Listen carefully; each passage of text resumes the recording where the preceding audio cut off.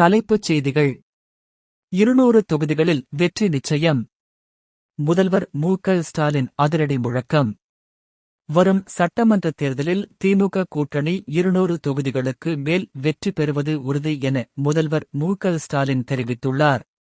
மக்களுக்கு சர்ப்ரைஸ் கொடுத்திருக்கிறோம், துரோகிகளுக்கு ஷாக் கொடுத்திருக்கிறோம் என்று அவர் தொண்டர்களிடையே ஆவேசமாக பேசினார். அமித்ஷா கூட்டத்தில் அத்துமீறி பறந்த ட்ரோன், சுட்டு வீழ்த்திய கமாண்டோக்கள். மத்திய உள்துறை அமைச்சர் அமித்ஷா பங்கேற்ற பொதுக்கூட்டத்தின் போது பாதுகாப்பை மீறி பறந்த மர்ம ட்ரோன் ஒன்றை என்எஸ்ஜி, ஏஎன்எஸ்ஜி கமாண்டோக்கள் உடனடியாக சுட்டு வீழ்த்தினர். இச்சம்பவம் அரசியல் வட்டாரத்தில் பெரும் பரபரப்பை ஏற்படுத்தியுள்ளது.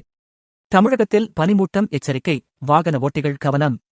சென்னை, திருவள்ளூர், காஞ்சிபுரம் உள்ளிட்ட வட தமிழக மாவட்டங்களில் இன்று அதிகாலை வேளையில் மிதமான பனிமூட்டம் காணப்படும் என வானிலை ஆய்வு மையம் தெரிவித்துள்ளது.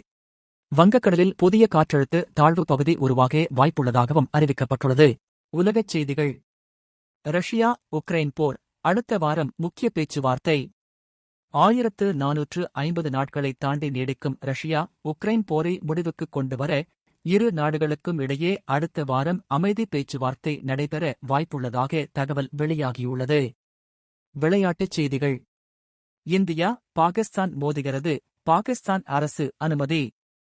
கொழும்பில் நடைபெறவுள்ள T20 உலக கோப்பை போட்டியில் இந்தியாவுக்கு எதிராக விளையாட பாகிஸ்தான் அணிக்கு அந்நாட்டு அரசு அனுமதி அளித்துள்ளது. நாளை பிப்ரவரி 15 நடைபெறும் இந்த ஹைவோல்டேஜ் போட்டியை ரசிகர்கள் ஆவலுடன் எதிர்பார்த்து காத்திருக்கின்றனர். மாவட்ட செய்திகள்.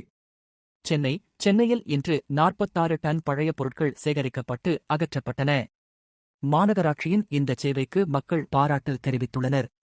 திருப்பூர் அமெரிக்க வரி விதிப்பு விவகாரத்தால் திருப்பூர் ஆடை வர்த்தகம் பாதிக்கப்படும் அபாயம் ஏற்பட்டுள்ளது. இதற்கு மத்திய அரசு சுமூக தீர்வு காண வேண்டும் என ஏற்றுமதியாளர்கள் கோரிக்கை விடுத்துள்ளனர். சென்னை மெரினாவில் குவிந்த மக்கள், மூச்சுத் திணறிய சாலைகள். சென்னையில் இன்று அதிகாலை முதலே இதமான காலநிலை நிலவியதால் மெரினா கடற்கரையில் பல்லாயிரக்கணக்கான மக்கள் குவிந்தனர். இதனால் காமராஜர் சாலையில் கடும் போக்குவரத்து நெரிசல் ஏற்பட்டது. அதிரடி விதிமுறைகளை மீறி பைக் ரேஸில் ஈடுபட்ட 15 வாலிபர்களை போலீசார் விரட்டிப் பிடித்து அபராதம் விதித்தனர்.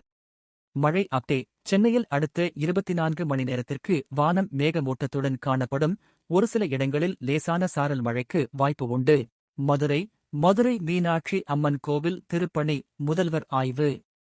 தூங்கா நகரமான மதுரையில் உலகப்புகழ் பெற்ற மீனாட்சி அம்மன் கோவில் கோபுரங்களுக்கு வர்ணம் பூசும் மற்றும் புனரமைப்பு பணிகளை அமைச்சர்கள் குழு இன்று நேரில் ஆய்வு செய்தது. பரபரப்பு. மாட்டுத்தாவணி பேருந்து நிலையத்தில் இன்று காலை மர்மப்பை ஒன்று கிடந்ததால் வெடிகுண்டு நிபுணர்கள் சோதனை நடத்தினர். இறுதியில் அது வெறும் துணிப்பை என தெரிந்ததும் பயணிகள் நிம்மதி அடைந்தனர். கோவை சிறுத்தை நடமாட்டம், வனத்துறையினர் அதிரடி ரோந்து.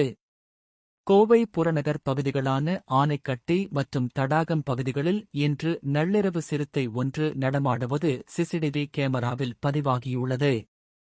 எச்சரிக்கை, யாரும் தனியாக வீட்டை விட்டு வெளியே வரவேண்டாம் என வனத்துறை தண்டோரா போட்டு எச்சரித்துள்ளது. கூண்டு வைத்து சிறுத்தையை பிடிக்க நடவடிக்கைகள் தீவிரம். திருச்சி காவிரி ஆற்றில் மணல் கொள்ளை, 10 லாரிகள் பறிமுதல். திருச்சி அருகே காவிரி ஆற்றுப் படுகையில் நள்ளிரவில் ரகசியமாக மணல் கடத்தப்படுவதாக கிடைத்த தகவலின் பேரில் வருவாய்த்துறையினர் மின்னல் வேகச் சோதனையில் ஈடுபட்டனர். நடவடிக்கை. அதிகாரிகளைக் கண்டதும் ஓட்டுநர்கள் தப்பி ஓடினர்.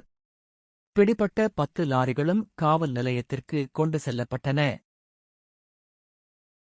நெல்லை தூத்துக்குடி உப்பளம் தொழிலாளர்கள் வேலை நிறுத்தம். தூத்துக்குடியில் கூலி உயர்வு மற்றும் பாதுகாப்பு கருவிகள் கோரி ஆயிரக்கணக்கான உப்பளத் தொழிலாளர்கள் இன்று கருப்பு பேட்ஜ் அணிந்து போராட்டத்தில் ஈடுபட்டனர். பாதிப்பு. இதனால் பல கோடி ரூபாய் மதிப்பிலான உப்பு உற்பத்தி பாதிக்கப்பட்டுள்ளது. பேச்சுவார்த்தை தோல்வியில் முடிந்ததால் போராட்டம் தொடர்கிறது. ஈரோடு மஞ்சள் சந்தையில் வரத்து குறைவால் விலை அதிரடியாக உயர்வு. விவசாயிகள் மகிழ்ச்சி. சேலம் மேட்டூர் அணையின் நீர்மட்டம் இன்று காலை நிலவரப்படி 102 அடியாக உயர்ந்துள்ளது. டெல்டா பாசனத்திற்கு தண்ணீர் திறப்பு அதிகரிக்கப்பட்டுள்ளது. கன்னியாகுமரி விவேகானந்தர் பாறைக்குச் செல்லும் படகு போக்குவரத்து கடல் சீற்றம் காரணமாக தற்காலிகமாக நிறுத்தப்பட்டது.